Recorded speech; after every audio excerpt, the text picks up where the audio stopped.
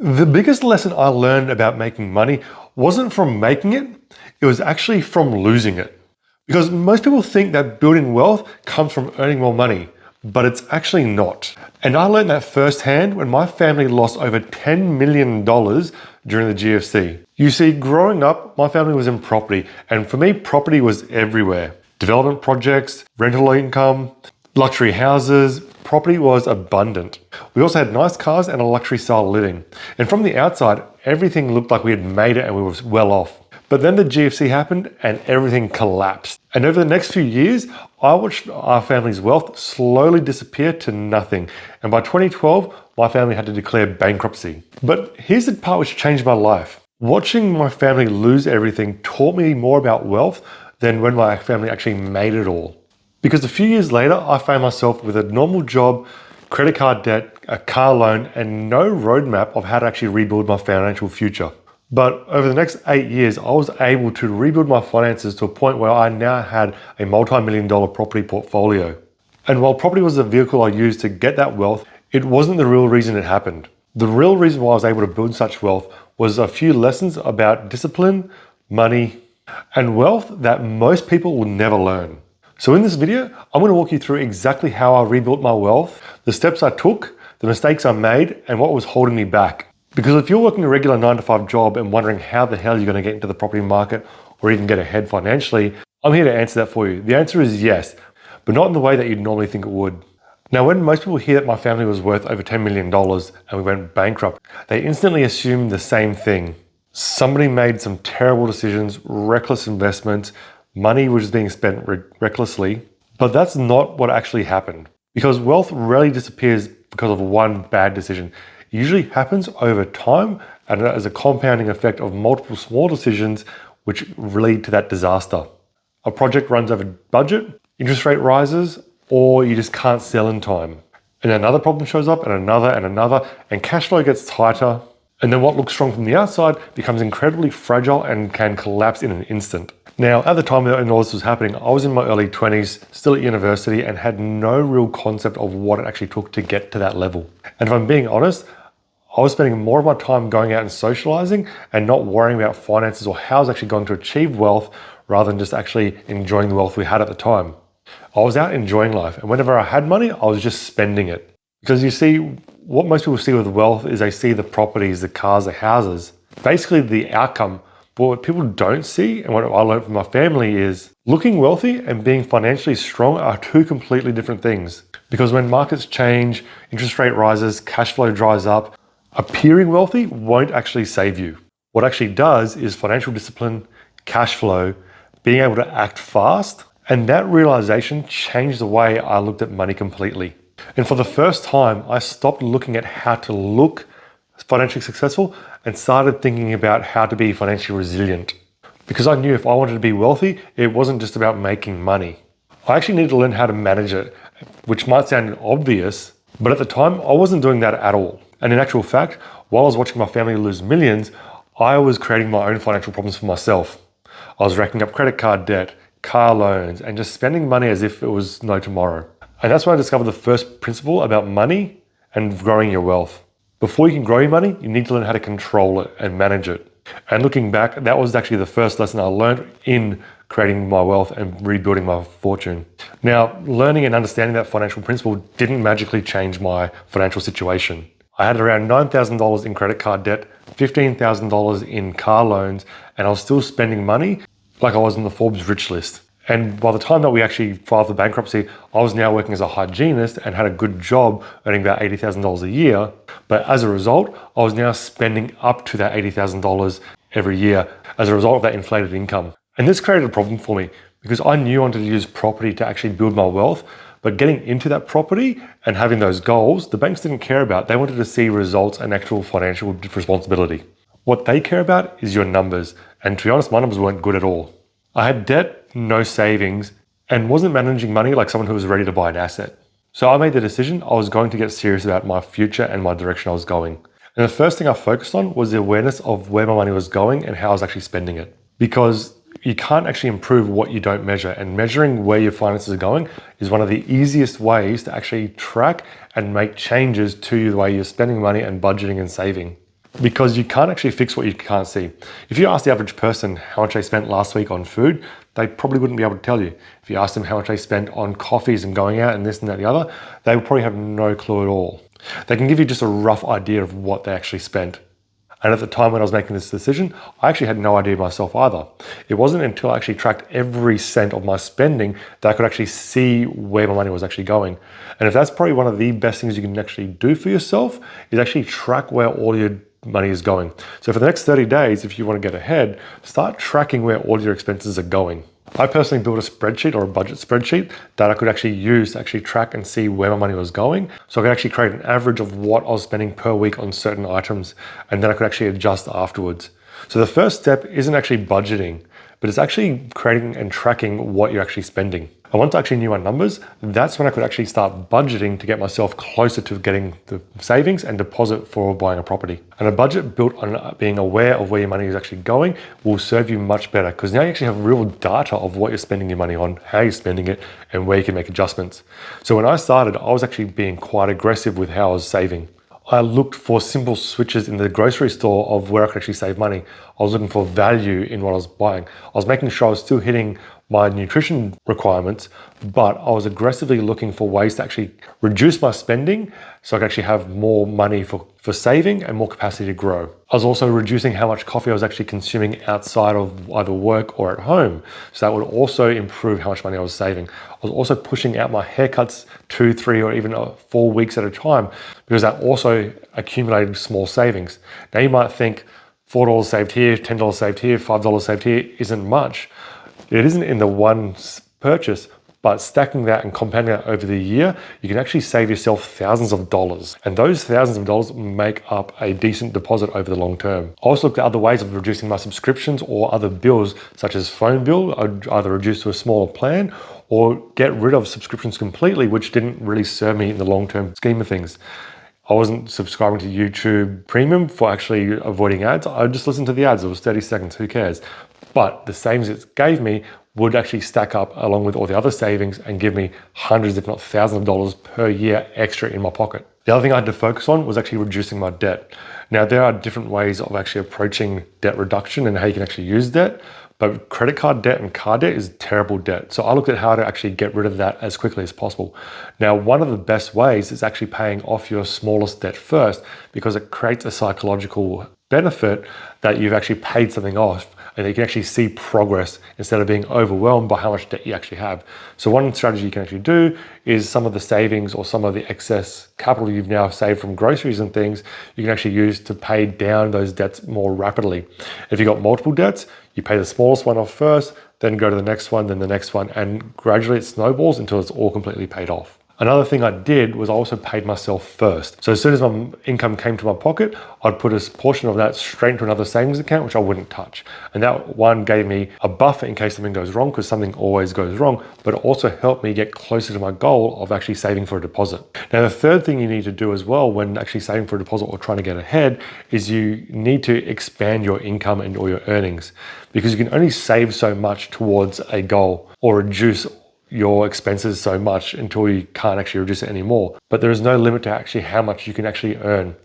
So one thing you can do for this is look at either ways to increase your hourly earnings, work an extra day if possible. When I was doing this, I was working 4 days a week and I expanded myself to 5 days a week, which almost gave me a 20% increase in my earnings. Or you can look at upskilling yourself to get a better role within your current organization, or change organization to get a higher paying job. This all creates that extra buffer or that extra capacity in your earnings to actually save faster and get yourself to that goal of saving for a deposit to get your first property. So in the early stages of me rebuilding my wealth, I was spending time tracking, budgeting, saving, and expanding. I did that over and over again for months, if not a year on end, until I got to that position where I could actually get myself a deposit and into a position to first get my first property. And while I did this, my debts disappeared, my savings increased, and for the first time, I actually got myself into a position where I felt like I was financially getting ahead. And that also helped me build my self-confidence and self-belief. But here's the interesting thing. None of that actually made me wealthy. Not yet anyway. All I had done was get me into a position to take advantage of any opportunity that may have presented itself. But the question is, Would I take advantage of that opportunity when it presented itself? Because eventually I found myself in a position where I could actually finally buy my first property. And this is where I learned something that changed the way I looked at investing completely, especially with property.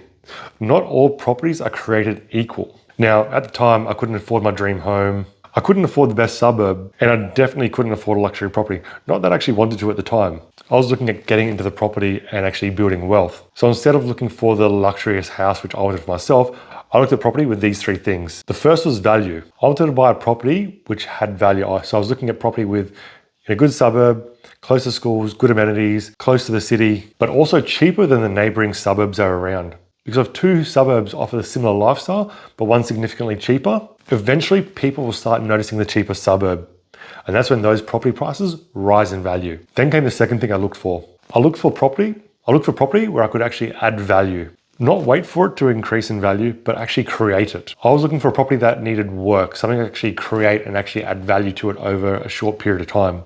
And the third thing I looked for was motivated sellers, because motivated sellers create opportunities where you can get a good property for a lower value. And that's basically exactly what happened.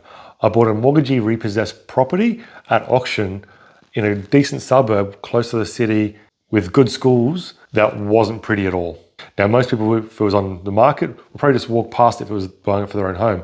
But as an investor and someone who actually wanted to build wealth, this was perfect. It needed a lot of work, good suburb, and at an affordable price. Kitchen needed replacing, bathroom needed replacing, carpet, floors, paint, garden, everything. It all needed work, which is what I did to the property.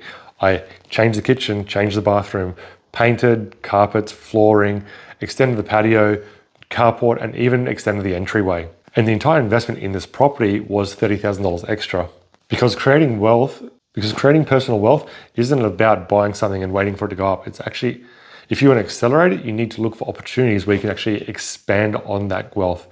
Now, stock investing is great because you can buy and just wait it out. But with property, it's even better because you can actually accelerate that process and get rich faster. And doing this renovation also taught me another lesson. When doing a renovation, it's not just about spending money, it's about spending money in a way that actually creates a return. And this principle applies far beyond property. It applies in business, investing, marketing. The question is always the same. Will the return outweigh the investment? Fast forward 4 years down the track, I ended up selling that property for $550,000 and making roughly around $200,000 after expenses. And I learned another very important lesson during this process. Building wealth isn't a slow process. It can actually happen quite quickly when you have the right investments and the right vehicles. But this property also taught me something else. It was actually quite a small property. So there was already a cap to actually how much I could actually expand its value and what I could actually make from the property. The surrounding suburb dictated how much I could actually make from it, but also the size of the property dictated how much I could do to it, how much wealth I could create for myself from this property itself as well. It also dictated how much wealth I could create from this property as well. And this is why I use property as a tool and a vehicle to create and generate myself wealth. But here's the interesting part. None of this made me wealthy. Well, not yet. Doing one property like that doesn't instantly change your situation. All it had done was put me in a position that allowed me to take advantage of other opportunities as they came. And this brings me to a third lesson and how to accelerate your wealth building. Because most people look at buying property as the finish line, but it's actually the starting line. You see, once I bought that first property, I could either sit there and enjoy the equity, or I could take it out and put it to work. And this is the first time I actually saw for myself how you can actually accelerate your wealth and how money can start compounding rapidly. So after building the equity in the property, I then refinanced that property, took out $150,000 and put it into my next project. And that next project was actually a duplex development. But the reason why I liked doing a duplex project was for 3 reasons. First, the building costs were lower. You're basically building 2 properties on 1 block, which generally makes construction more efficient and also lowers the total expenses. Secondly, it actually gave me flexibility. If the market changed, I was able to adapt. If I didn't have to sell, I could just rent it out and enjoy the rental return. And it also appealed to a broader range of tenants and buyers. And thirdly, it gave me multiple ways to win. I could hold them, I could sell them, I could hold and sell, or I could even use it as a stepping stone to my next project as well. And that's something I learned as well over time. The best investments don't rely on a single outcome. They give you options. When the market changes, you need to be flexible and act fast. When my family lost everything, we were stuck with high-end properties which had a much smaller pool of buyers, and they chased properties differently. So when finances dried up, it was much harder to sell and we had to sell at a significant loss. At the lower end is a much larger pool of buyers who are looking for something to buy. And it's a lot easier to sell then because there is a much larger buying pool. And that's why I actually ended up moving forward with that development project. And from start to finish, it took me roughly 8 months. And during that time, everything seemed to be going smoothly. The costs were kept in check, timing was good, finishes were good, property was developed, everything was fine. But when it came to selling actually took me a little bit longer. And we ended up having to go with a different agent, and I ended up having to pay him $70,000 in fees, and I ended up walking away with $40,000 profit after that. Meaning the agent actually made twice as much money on this project than I did myself. While I was still happy to make $40,000, this project also taught me to look at property differently. Because I realized you can make all the right decisions, but you can actually have all your profit eaten away or even go backwards if you don't have enough margin for profit within the project itself. The sale can take longer, the market can slow down, agent fees might be more than what you thought. And if you haven't accounted for those things, a project that might look fantastic on paper can actually make you negative money down the line if you're not being careful. So that became another principle I started using and applying. Always leave enough margin for price rises, market changes, agent fees, things like that. So you always want to leave room for things to go wrong. Not because you're being pessimistic, but because you're being realistic of the situation and aware of that things can change. And the more projects you do, the more you realize things constantly go wrong. And looking back, that lesson might have been the biggest lesson of all from that project. Because if I could go back and do it all again with that project, I'd make some changes which actually helped me get ahead a lot faster and make a better return. And most of them actually have nothing to do with property. Now, a few years later, and looking back on everything, there's definitely a few things I would have done which would have drastically reduced my time frame. Not because property as a vehicle to create wealth doesn't work, but because there are two things which I drastically underestimated when I was first starting out. First is cash flow, and the second is environment. Because for years, I thought having a good job, stable job, safe income, and investing was the only way to go. As a matter of fact, I was hammered that into me from my parents from an early age. Go to school, get good grades, get a good job, buy a house, invest. And don't get me wrong, having a stable source of income is definitely an advantage, especially when you're starting out, but it's not what actually creates significant wealth. There is a limit to how much you can save and how much you can earn as an employee of a regular job, but there is almost no limit to what you can actually earn as a business owner or creating something of significant for yourself. And if I was starting again today, I would focus on increasing my income as much as possible, as fast as possible earlier on. Because having a high level of income solves a lot of problems. You can move faster, you can save faster, it increases your borrowing capacity with the bank, and it creates more options. And the more money you actually have, the more margin you have to actually either take care of things when things don't go right, but also take advantage of more opportunities as they present themselves. So if I could start again, I wouldn't just focus on property, I'd also focus on building personal brands with social media. I would look at starting a business, or I'd look at investing in other ways to actually create passive flows of income that could actually expand my earning potential to actually expand my borrowing capacity with the banks. And the second thing I would change is my environment. And this one took me years to actually learn. And when I say environment, I mean more so the people who I was hanging around and what I was exposed to. Because most people think that wealth is built through earning, but it's also built through your proximity of people and ideas. In my early 20s, I wasn't surrounded by business owners. I wasn't surrounded by entrepreneurs. I wasn't surrounded by people who were generally wanting to get ahead in a way that made life better, who wanted to buy back their time. Most of the people around me were simply satisfied with having a stable career and just a general way of living. And there's nothing wrong with that at all. But they weren't thinking the way I was thinking. They weren't looking at ways to get ahead or to actually build something for themselves over time. And at the same time, I was working away for long periods.